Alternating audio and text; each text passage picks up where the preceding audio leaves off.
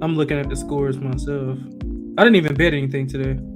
Brewers game was crazy. They were down like 8 runs, and they came back and actually, I think, won. Arizona's bullpen's Yeah, the terrible. top of the night guy on second, unless my app is behind. Yeah, it's fine.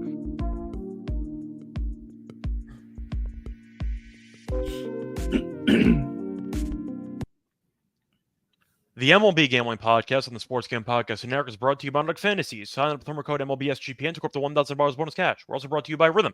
Get your 7-day free trial of the day by going to sportsgame.com/RATHMM. And welcome, everybody, to the MLB Gambling Podcast here on the Sports Game Podcast Network. It is currently Sunday afternoon, roughly 5:40 p.m. Eastern Time on September 22nd. I'm your host of this episode, Scott Reichel, once again joined by Lonte Smith. We are going to break down the Monday card. Spoiler, not going to take too long. We only got 4 games on the card for Monday, so we're going to break them down. I believe one of them has no lines. Don't believe the Cubs-Phillies game has lines, so once again, it's going to be a bit of an abbreviated episode. But either way, Lonte, how's it going with you? How's your weekend going? Not bad, man. Pretty good. Had a good Saturday for college football.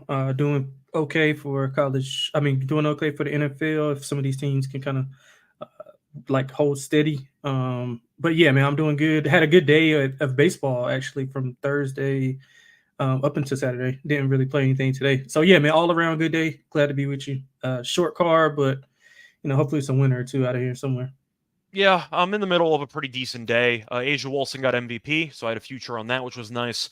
Yeah. Besides that, I had Derrick Henry anytime touchdown score with a boost, so that worked out well. Sweating out a parlay, though, I think Thielen might have died, so I can't tell if he's healthy or not. I need about 2-3 receiving yards, and then potentially I got a shot at it, but we'll see what happens there. A couple of games right now going on in baseball. The Brewers game's the crazy one right now. So the Astros blew a lead in the ninth because Josh Hader is awful in 2024. Besides that, the Cubs are up 5-0. Yankees are up. Judge homered again. Dodgers are losing. Yamamoto was really bad today. And the White Sox are winning. They're one game away from 120 losses. I need one more loss for the prophecy to be true, and hopefully they end up losing one more by the end of the season. Besides that, nothing else to really go through. The Braves did win a game. Looking at the Giants beating the Royals, the Cardinals beat the Guardians, the Rangers beat the Mariners, but who cares at this point? So, yeah, we saw Detroit beat Baltimore, though. Detroit's in the playoffs right now. So that's kind of where we're looking as the season wraps up. The main drama point is not even the AL East anymore. I think we agree that division's over. Baltimore can't win 2 games in a row. That game's over at this point. That's over at this point. Yankees had a good weekend series against Oakland anyway. So you're looking at the AL wildcard race and the NL wildcard race, and that's basically it. So I do want to quickly pull up the standings. I am going to stall a bit because we don't have many games to talk about. We only have about, once again, 4 games to go through, 3.5, if you want to talk about games that we have lines with. But for the sake of the actual wildcard race right now, Baltimore's 4 games clear. Detroit is tied with Kansas City. Both teams are half a game ahead of Minnesota. Seattle's 2 back. So once again, Detroit and Kansas City, we might get 3 AL Central teams in the playoffs. Which is crazy. Which is pretty wild. So you might get 3 AL Central teams with the last team getting eliminated being a Central team as well. So that's kind of wild. But for the NL, you are looking at the Padres and the Diamondbacks being clear right now. The Mets are currently a game and a half ahead of the Braves. So Arizona is 2.5 up on Atlanta. Probably going to be 2, assuming they lose this game right now to the Brewers. But the Mets and the Braves are the main talking point here, as they are currently 1.5 games separated for the final wildcard spot. So I'm going to ask you, Alante, since we are talking about the actual wildcard races, if you had to pick the teams to get in, starting off with the NL, Mets or Braves? I'm going to go Mets, man. I'm not really a fan of the Braves, especially with that rotation outside of and then Lopez Ronaldo has just went down. So is he done or? I actually have to look that up. I'm not sure. I'm not sure if he was done or not. But either way, the only person I trust taking him out is Sale. And if you can't clone Sale and get another one, I don't trust anybody behind him. We saw what happened to Fried. I think Fried got knocked around this weekend. I think Morton actually. Lopez said that they resumed playing catch, but there is no timetable, so he's probably not coming back for the rest of the regular season. He's done. But I don't like the pitching rotation for Atlanta. I'd much rather have the Mets. Mets are coming on. They've been playing really well. They got a big win yesterday. I think they were kind of going back and forth before they pulled away against Philly. They got a big win today with Wheeler on the mound. So I'm interested to see how that goes today. But I think the Mets are just a better all-around team. I like their pitching rotation. I like the bats in their lineup. They are going to get Lindor back, right? Yes, I believe so. It sounded like the Lindor thing was mostly just giving him a little bit of time off just to help him try to be, I'd say, a bit healthier to prevent injury from getting worse. But it's a back issue. He's battled it for months. Doesn't sound like it's that big of a deal. Like, he's probably not going on the IL. It's probably just a couple days off to try to maintain his overall fitness to the point where he could actually play meaningful games. So I think it's only a couple days. I like Acuna's brother, though. Isn't that Acuna's brother? I believe so. Yeah. I like brother him. Or cousin, but they're definitely related. Yeah, he reminds me of like Altuve when Altuve first got and broke out into the league. I mean, obviously he's not as good, but yeah, man, I like him. Really good player. But yeah, they need Lindor. They basically need him in the field more. I think they need him in the field more than they need his bat. But I guess a combination of both. But yeah, I like the Mets. I like the combination of pitching and hitting. I also like one thing that you got to be able to do postseason baseball is win on the road. I think they have the offense and the pitching rotation to win on the road as well. I don't really trust the Braves at all. So yeah, long way of saying I got the Mets in and NL. Yeah, I think I agree with you there. They're game and a half clear right now, but they are playing better baseball. The offense has been good. The Braves, I just can't trust. It seems like every time they have a good week, they have a bad week right after it. And with the balancing act there, I just don't trust their consistency to go on a heater over the last 6 games of the season. So I'll go with the Mets here. Might be one game, though, if they lose tonight. So once again, that race might be even closer. But it should be fun. If the Braves miss the playoffs, by the way, with an 89 run differential, a positive 89 run differential, that is pretty rough. But that's where we're kind of headed. So either way, I do want to ask about the AL now. You're looking at the Tigers and the Royals both being half a game ahead of Minnesota. Minnesota's fallen apart. The Royals have lost, I believe it is 7 straight. They have not been good either. Yeah. And Detroit's been good. So do you think the Royals hold on for a playoff spot? Are you picking Detroit to fall apart again? Or you think Minnesota is going to stay out and you get the Royals and the Tigers? Because right now, I might actually fade Kansas City. Losing 7 straight right now with a young team, it's a serious red flag. Yeah. I like the Tigers and the Twins to get in. Royals, like, going the wrong way. We talked about 7 straight is crazy in late September. That's and wild. you look at the opponents that they faced. Like, they had a chance. I mean, the Giants, okay, like they're not had a playing chance for anything. Yeah. I mean, you won 2 or 3 against the Pirates. You lost. I mean, the Tigers are, a good team. We're playing better right now, but you can't get swept by them. You got to at least get one, and you wouldn't be in that situation. So they got the Nationals and the Braves all on the road. Their last 6. The Nationals are feisty, and I don't know who's going to be throwing for them. And so that last series, the 27th through the 30th, 27th through the 29th, is going to be big. I don't know if I could trust them to go on the road. I mean, I know Atlanta's. I don't like Atlanta, but at home, in a good spot for them, they're probably going to go with Sale. They'll probably throw Sale out in one of those games. You got to think that's probably a loss. And then you're going to – I mean, who is Kansas City going to throw? Because the top of their rotation has been good all year, but they've been faltering down the stretch. You got Reagan's was okay, but they're not getting any run support. So I think they miss Pasquantino in that lineup. That's what they missed at the top of that lineup. But I'm going with Detroit, man. I think Detroit and the Twins. I feel good about the Tigers. I think they are getting it. So they're rotation. I just don't like the Twins, but I'd rather them over Kansas City. Yeah, no, I agree. You're looking at the Tigers' rotation. It's been fantastic. I just have faith in the pitching staff. Minnesota, I think they can piece together a series where they score like 30 runs. I think they have that in them. If they just get the offense going a bit, they can definitely find a way into the playoff picture. We'll see if the Twins actually win against the Red Sox right now. They're tied 0-0 in the second. If they win, we got a 3-way tie for the wild card. So who do they go with in a series? Who do you think they go with rotation-wise? Lopez and who else? I mean, a lot of it for the regular season is going to come down to the overall turns in the rotation. But if I had to pick the 3 that they have, Ober's going to be in there. He's been good for most of the year. You're looking at Lopez, who's been great in the second half of the season, and you're probably going to look at the third pitcher is the tricky option. Like, I don't know who they're going to go with for a third. They've been trying to piece together like Festa or like Zebby, who got killed the last start. Oh my God, they can't Probably they can't Woods, go with him. maybe Woods Richardson. You piece together like Yeah, 3 I like innings Woods from Richardson. starters, Yeah. and maybe you piece together like 5 innings from 2 guys and hope for the best, like Festa and Woods Richardson kind of combo for 5 or 6. That's I can see probably that. your move. Yeah, I can see So that. that's kind of my thoughts on the wild card race. Anyway, before we get into the actual games for the card, do want to remind you once again that we do have a couple of great promos going on because the war against corporate gambling is heating up. SGPN needs you to do your part. If you could take the time to rate and review the podcast, this podcast, the MLB Gambling Podcast, most importantly, tell a friend. Word of mouth is the heartbeat of SGPN. Anyway, time to get into the actual slate for the Monday card. Starting off with a game that has basically no lines. You have a matchup between the Cubs and the Phillies. Once again, basically no lines available, so apologies, but we can't really break anything down in terms of value. For the second matchup, though, you have Steele against Nola.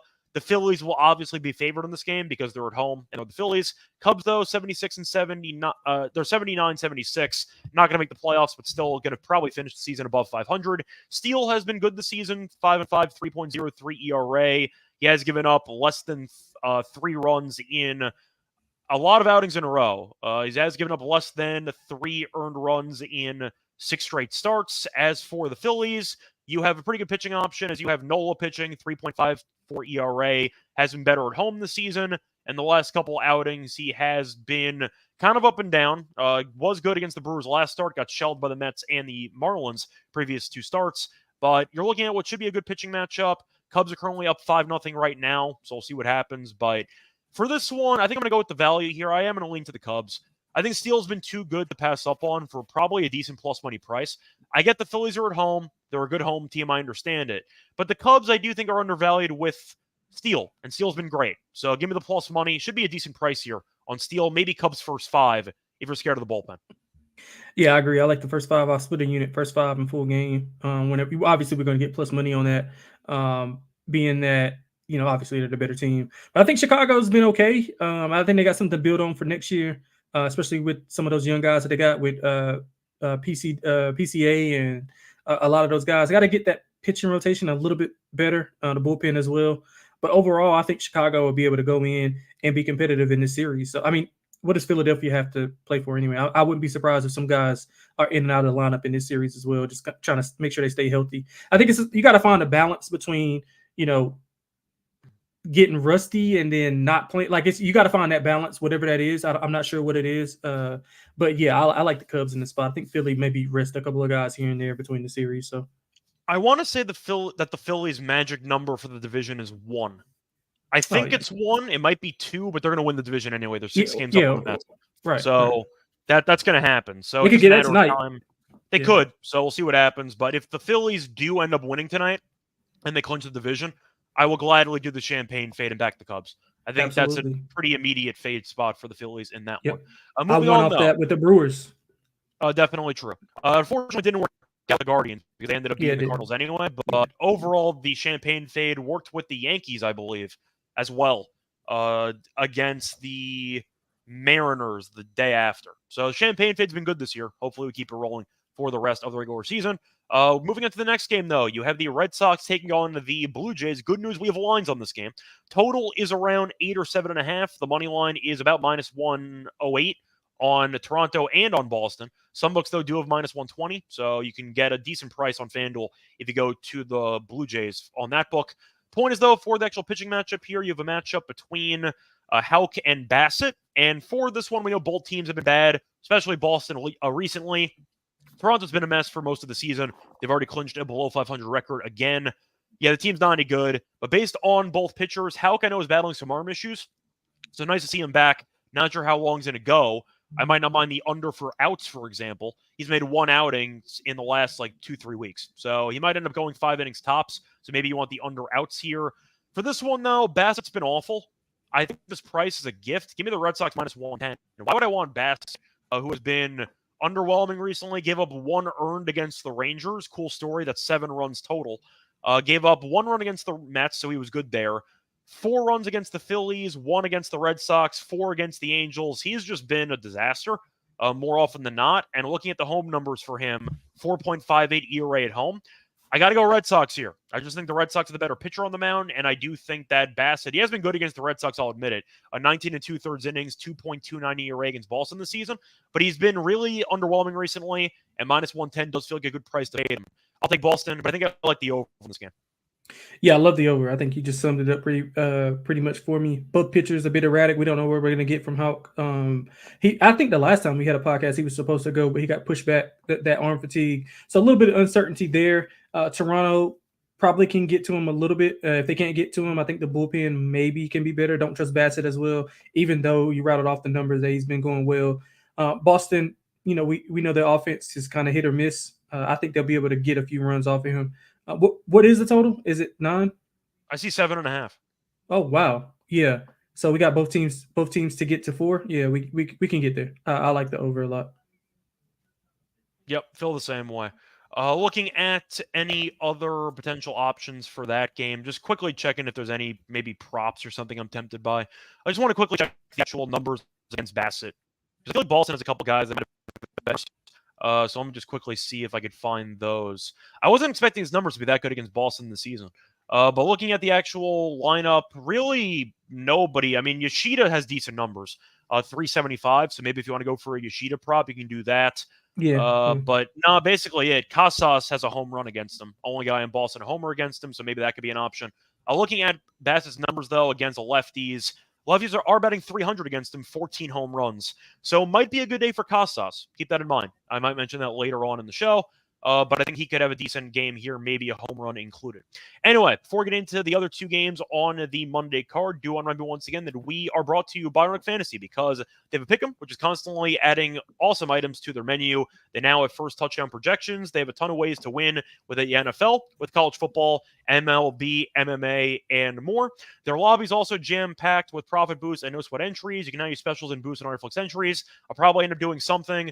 We'll go Jewel Lloyd, a lower on her rebounds and assists tonight against the Aces. If you're listening to the WNBA show, by the way, ET over 9, higher 9.5 rebounds got there, like plus 205, and triple-double, plus 750. I did recommend that on the show as well. So check out the WNBA show and make sure to also use Underdog. They have WNBA options, and we will be going with Jewel Lloyd lower, 7.5 rebounds and assists for my option for the entry. Sign up the promo code MLB SGPN to claim your special pick and first-time deposit offer up to $1,000 bonus catch on fantasy promo code MLB SGPN. Welcome back, everyone, to the MLB Gambling Podcast. Just finished going through the first two games for the Monday card. Time to keep it rolling with the Mariners taking on the Astros. Brutal loss for the Astros. They were up by a decent amount in the ninth, and then hater again, and then ended up blowing the game. Point is, though, it didn't really matter. Seattle lost anyway, so you saw Houston, once again, just they're gonna win the division. Like, there's no point really stressing about it. Seattle can win any games at this point to make up the difference, and as a result, Houston kind of coasted by doing nothing because Seattle's not very good. Point is, though, for the actual matchup, you have Miller against Brown. Houston is minus 165. Seattle is plus 140. Right now, the Astros are currently 5 games up with 6 to play. So if they win this game, they clinch. Now, Brown, we know, was awful to start the year. Then he turned it around. He was pretty good for the last couple months. Recently, he has been mostly good. Had one bad outing against Oakland, but he has given up less than 3 runs. If you include that bad start against Oakland, he has given up less than 3 earned runs in 7 of his last 8 starts. So he has been great. Miller has been pretty good this season as well. 11-8, 3.06 ERA. Pretty underrated because his brother's been so bad that nobody's really paid attention to him. But he has given up 2 runs in his last 3 starts combined, so he's been good too. Do want to point out, though, that Miller on the road has been a lot worse than at home. At home, 1.96 ERA. On the road, 4.44 ERA. Over-under in this game, by the way, is set at around 7.5. Lonte, I'm going to ask you, do you think Houston clinches the division in this game? I'm going to lean with Seattle here. I'm not really liking what I'm seeing with Houston. A little bit of complacency. Yeah, I mean, obviously, they're going to win it. It's just a matter of when because Seattle can't take control. Seattle's been better offensively. If they could have just been half as good as they've been this last month offensively, they could probably be right there with Houston for the division where they wouldn't have blown that big lead early on. So, I'm going to lean with Seattle. I mean, I think the pitchers are about the same. I mean, obviously, they have pretty much identical numbers. I think they're 13-8. Both have ERAs like right around like 3.2. So I think we're getting a coin flip type of game. I mean, obviously Houston has the superior offense, but I don't like how they're playing right now. I'm going to go with Seattle and Miller on the road. Yeah, I think I'm going to agree with you. I think the price is a bit high for Houston. Minus 162, minus 155 just feels a bit rich to me. I don't trust Seattle either, so that's Yeah, me either. pretty rough, but I don't have much to add for this one. I think it's a close game. Should come down to the wire. I think it's probably a low-scoring game, so I'll lean under. I saw Jordan got injured. He actually left the game early today. So What I else think is that there? I think Houston, yeah, he gets injured every year. Point is, I think Houston's offense might be a bit compromised. Seattle's offense isn't any good, so I'll go with the under in this one. Give me a low-scoring Seattle 3-2 win. Moving on to the last game on the card, I want to look at a matchup between just pulling it up right now, the Giants against the Diamondbacks. I saw the Diamondbacks punt the game in insane fashion against the Brewers today as they lost 10-9. Gonna make the playoffs anyway. Who cares? The point is, though, the Giants we know are basically eliminated at this point because they're not very good at baseball. For the matchup, though, you have a pitching matchup between Birdsong and Rodriguez, and you're looking at the money line being minus 180 for Arizona, plus 150 for the Giants. The over/under is around 8.5. Lonte, we've seen Birdsong kind of up and down so far this season. Kind of been alternating good and bad performances. As for Erod, he was really bad when he first came off the IL. Then recently, he has been better. He's given up less than 3 runs in 2 straight. So he's kind of turned a corner. Struck out 11 guys against Colorado in Coors. That's a good showing there. Struck out 7 against Milwaukee in 5 innings the start prior. Think I'm just going to go with a fade of Birdsong here. I think Arizona's offense is still very good, and the Giants' offense we know is not great. Plus, you're looking at the Giants being a really bad road team this season. So I do think Arizona kind of gets going again. I think they'll actually close the game out for once. Give me Arizona minus 1.5. Love Arizona in this spot. Just a disclaimer, I haven't been good fade in San Francisco. The last podcast on Friday, I think I said it was a get right spot for Kansas City. Obviously was completely wrong. They swept Kansas City, being a bad road team. And I didn't even have, I think Webb did go. So they had one of their aces go. But still, in a spot where Kansas City needed it, I thought San Francisco came in and handled their business. But different spot. I think Arizona is the class here. Don't like Birdsong. I think Arizona can get to him. I like the minus 1.5. Like the team total to go over as well. I think they can put up 8 or 9 runs here. Yeah, I definitely can see them having a monster game. Besides that, though, anything else you want to add for the card, or should we just move on to the lock and dog? No, we can move on to lock and dog. Cool. Before we get into the actual lock and dog, do want to remind everyone they're brought to you by BetUS, because BetUS has been around for more than 30 years. Bet anywhere. BetUS is available in a ton of locations, including internationally. BetUS also just launched an all-new live betting experience. Easily deposit using cryptocurrency and get lightning-fast payouts. You can also use our link to sign up and get a 125% deposit bonus on your first 3 deposits. Go to sportscampodcast.com/BetUS. That's sportscampodcast.com/BetUS. Promo code SGPN. Then we sent you. BetUS, America's favorite sportsbook. We're also brought to you by Rhythm. A reminder that if you do want to try building betting models, Rhythm can help you with that, because Rhythm is giving really any type of better, no matter what your skill level is, whether you're a novice, whether you're an expert, they can help provide bettors of all levels the ability to create custom predictive models in seconds. Get predictions on money line, spread total, and props. Rhythm AI had a great NFL Week 2, 22.5% ROI on NFL spread bets, and a 44.3% ROI on NFL money line bets. Build your own model, copy one of the top performing models from the leaderboard, or press build a model for me. And Rhythm can give you predictions for every game and player props. Plus, they have a bunch of stats, research, and trend analysis to give you even more betting insights. A reminder that you can claim a free trial. Claim a 7-day free trial today by going to sportscampodcast.com/rhythm, sportscampodcast.com/RATHMM. Welcome back, everyone, to the MLB Gambling Podcast. Just finished going through all 4 games on the Monday card. Now it's time for the lock and dog picks. Lonte, I'm going to let you go first. What are your lock and dog picks for the Monday card? Yeah, so we're going to go back for the lock. We're going to go to that total in Toronto and Boston. I just think that we don't know what to expect from the Boston side as far as pitching wise. Bassett's been kind of bad he's been bad. And he hasn't been good at home either. So he's been actually better on the road as of late than he has been at home. I think both offenses will be able to score here. 7.5, 8. I think you can find that 7.5 juiced to 8 reduced, like minus 103. Either way, I think both teams can get to 4 or 5 runs here. So I like the over there.